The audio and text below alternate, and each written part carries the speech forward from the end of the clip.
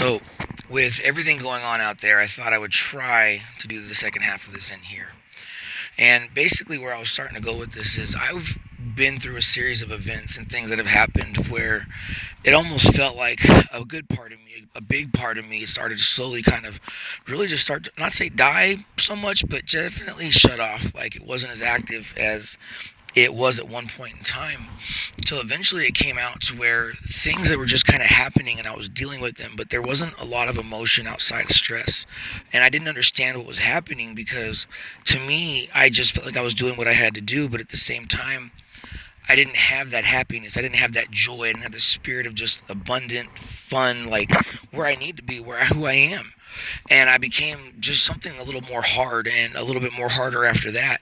And when you get hard, you can sometimes turn cold. And when you turn cold, it can be a bad thing because you might forget how to enjoy life and you might forget how to smile, even. And sometimes you can talk about it and try to force through a cognitive approach your brain to think about this. But if you're not really able to get this thing to snap, it doesn't change because in here is really where it comes from. But between the two, your brain and your heart, you have to be on the same page.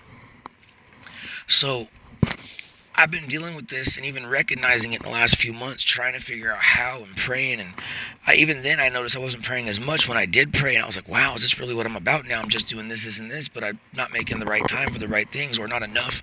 Maybe there's a balance that's out of equation or maybe a balance that's out of order. But earlier tonight, I was walking Topper, our dog, our red healer, who's probably falling asleep over there, working on it anyway. And I was doing some push-ups, trying to get a little upper body strength, trying to work out a little bit since I have been in the car a lot for the last 2 or 3 weeks. And for some reason, out of breath, barely able to talk, I noticed this guy who was smoking a cigarette, and he just got done. He walked over here, and I was like, hey, how are you doing today, man? Where are you traveling to?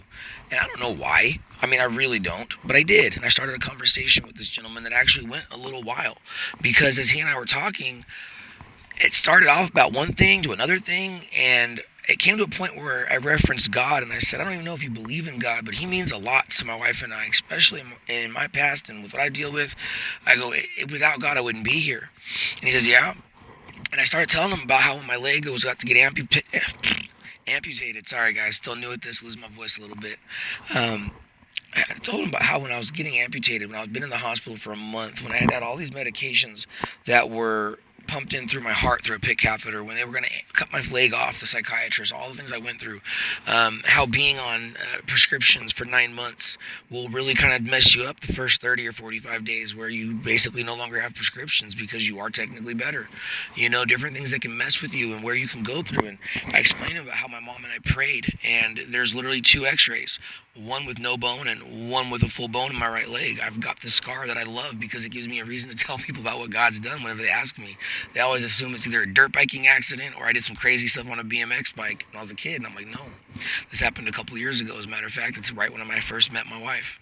Only we weren't married then and we didn't get married for a while because during that period of time, we actually split and separated after dating for about a year or maybe close to it. Probably one of the roughest things I ever lived through right there, to be honest with you. I missed that woman.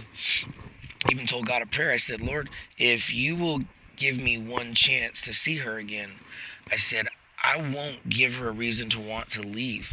And I was going over how this company hired me and then hired her 10 days later.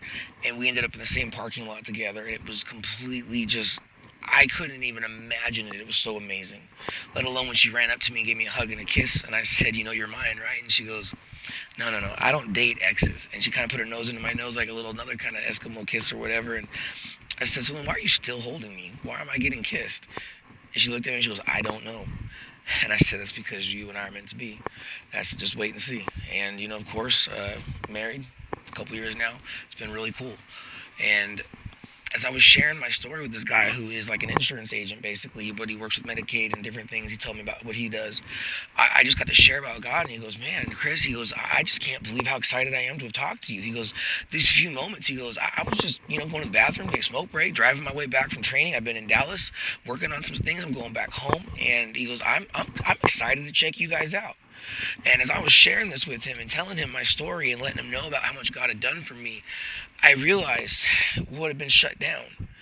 I got so busy being busy, I forgot to be grateful. In the Old Testament, the Israelites set up a monument for like everything.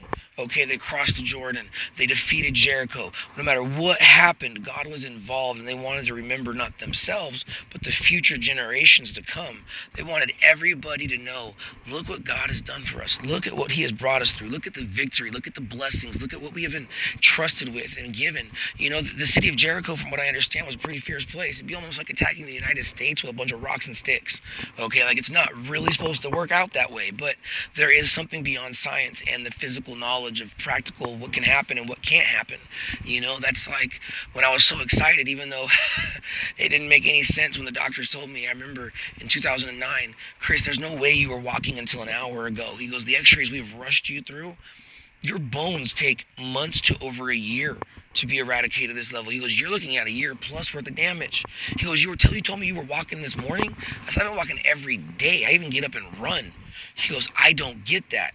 So that's why we went through this series of things. And when I went through being put under and I woke back up and I had both feet, I thought I was dreaming. I really thought I was dreaming.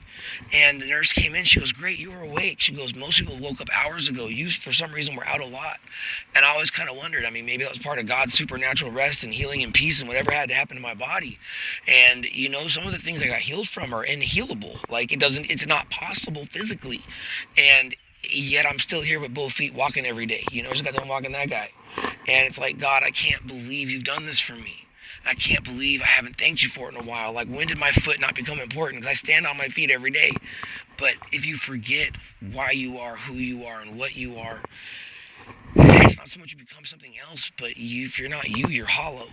It's not so much like being fake. It's just you're missing the piece. It's like if you have a lamp in your living room, okay, and it's all got brand new light bulbs and it's ready to go, it's plugged into the wall. But if you don't turn that switch on, whether up there or on the wall, just if you don't turn that switch, you're not you. That light isn't being able to shine. That light doesn't do you any good. It just sits there and it looks pretty. It's kind of like a Christian who goes to church and they are dedicated for that hour and a half to getting out of there before it becomes a 2-hour service. And by Monday, man, it's back to the same old stuff. If you forget who you are, you're not really who you are. So what are you? You're half. You're a piece. You're something, but you're only a percentage. You are not a whole. And when I was able to share what Jesus had done to me, the things that I'd gone through, been blessed with, I felt like a joy, like a spirit of relief. Not even so much relief, but just excitement really kind of came back. It was like a piece of me that's been gone. Because if you look at my posts on Facebook, from a year and a half ago and beyond that, I've got YouTube videos coming up every couple weeks that are me talking about God. I got posts daily giving thanks about something because it was just always amazing. And somewhere with this series of things I went through, it just kind of shut down. It started off with three grandparents, I think, in about a 6-month period, and then another grandparent, and then I had just such enormous amount of things hit me that it just isolated a lot of who I was, and it kind of put it to the side and shut it down because I didn't have time for it. And when I didn't have time for myself, I didn't have time to get in the Word, I didn't have time to pray like I used to. I used to do 45 minutes to an hour a day, and we would lay out all the receipts from every customer that bought, lay out all the invoices from the companies we do business with and we pay money to, and we would ask God to bless these people. And somewhere in the midst of what I felt was like on fireness, I turned into ash because I completely let go of what was the most important part of me, and that was giving thanks with a sincere, true heart, not just posting thank you. It was a real thank you, like it meant something. And when things stop meaning things, they're easy to be forgotten or taken advantage of. So you have to do this in remembrance of me. It's on the pulpit of almost every pastor's stand because they want to make sure you remember why you're here. It's not for him. It's not for the couple bucks in the basket. It's not for the real pretty chairs. You're there because God called you there, and you're there out of obedience. You're out there out of humility. Your heart is serving God, and you are there to learn more, absorb more. And as you are a sponge soaking it in, guess what happens next? Whenever you have a wet sponge, you ever carried it across the kitchen? You're always like, crap, I draped it off everywhere. You got a little line of mop stuff, and I'm grabbing my green rhino and my little mop, and I'm trying to clean it up real quick. But at the same time, it drips. It's everywhere, right? When you're a sponge, it's full. God comes out everywhere. So if you are feeling like Jesus Christ is not allowed in one part of your life, you're probably a lot drier than you think, because God comes out everywhere. The Bible says even if you turn, there's no shadow cast by him. He is the spirit of holiness and truth and strength. So where would there be sin or death? There's not.